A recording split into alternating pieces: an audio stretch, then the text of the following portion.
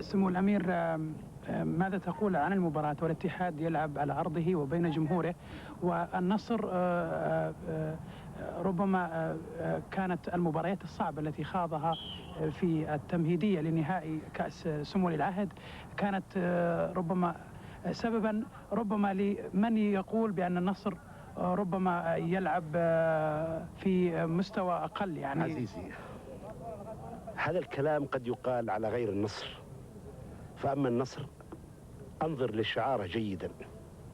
من هنا تعرف جيدا كل بقعة في تلك الجزيرة العربية هي أرضي، جمهورها جمهوري، كل ملعب من ملاعبها ملعبي. أنا اليوم لست غريب في جدة، فملعبها ملعبي كما هو ملعب الرياض، جماهيرها جماهيري كما هي جماهيري في الرياض، جماهير النصر في كل مكان. شعارنا شبه الجزيرة العربية، كل ملعب فيها هو ملعبي. إذا الملعب ليس ملعب الاتحاد، والجمهور ليس جمهور الاتحاد، له جمهوره وله ملعبه، لكن أنا الملعب ملعبي والجماهير جماهيري. سمو الأمير، سؤال أخير. كثرت تساؤلات الجماهير عن غياب نجمي الفريق فهد الهريفي ومحيسن الجمعان، رئيس نادي النصر القيم على أمور نادي النصر. الإجابة بالتأكيد لديه، ما قصة هذا الغياب؟ القيم أولا على نادي النصر هو كل نصراوي، وأنا عود من ضمن حزمه، وأنا من ضمن أعضاء شرف وإدارة وجماهير تحب هذا النادي النصر، تحب نادي النصر، تخلص لنادي النصر. تشرفت وشرفوني جميعا بأن أكون رئيسا له، ولكن كلنا جميعا نرسم سياسة نادينا، نمشي بنادينا إلى الطريق الصحيح.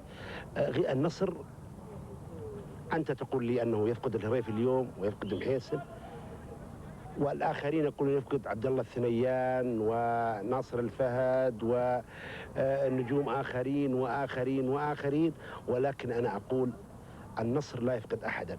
النصر بكل ابن من أبنائه يتشرف بحمل الجزيرة العربية على صدره بلون بحرها الأزرق وأرضها الصفراء الطيبة.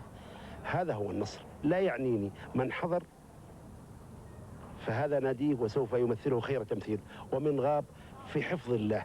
إن كان معاقب ينتظر هناك عقوبته حتى تنتهي، ومن ثم هلم به إذا غير من بعض تصرفاته الخاطئة التي من أجلها أوقف، ومن أصيب نتمنى أن يعود بعد الإصابة. كما قد يكون يغيب اليوم أيضا مني صالح المطلق أو غير من اللاعبين وهم من نجوم المنتخب، لكن أنا لا يعنيني. النصر بمن حضر، النصر يعني كل ابن من ابنائه يمثله، ومن مثلونا جديرين في التمثيل وأوصلوا النادي إلى هذه المرحلة، ولن تعييهم وتعجزهم تلك العقبة التي إن شاء الله سيجتازونها بكل قوة وإصرار.